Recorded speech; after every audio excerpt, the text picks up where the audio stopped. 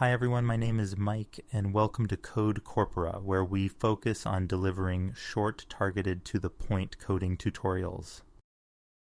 Today we are taking a look at the print statement in Python. Here we are simply printing hello world, the traditional first step for any coding journey. We call the print statement by typing the word print, then adding text within the parenthesis. The statement will display the text in the console output as hello world.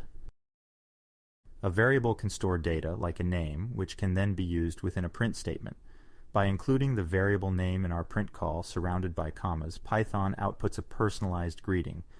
The comma inside print automatically inserts a space, ensuring the text and variable are neatly separated in the output. Formatted strings, often known as f-strings, allow us to embed expressions inside string literals directly. By prefacing our string with an f, and enclosing our variable current_year in curly braces, the print function displays a string that includes the current year dynamically determined by the value of the variable.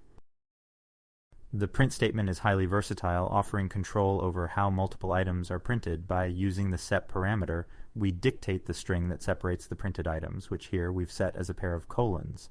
Meanwhile, the end parameter allows us to specify the string that signifies the end of the statement, replacing the default new line with a period followed by a new line in our example.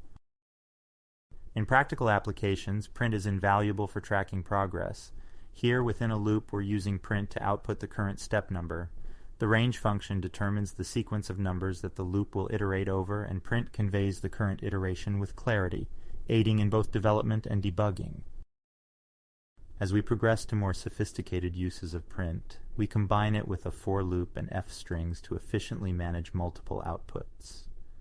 This loop iterates over a range, and for each value, print displays a message including the current count. If you found this video helpful, please give us a thumbs up. It helps us know we are making valuable content and helps support the channel. Happy coding!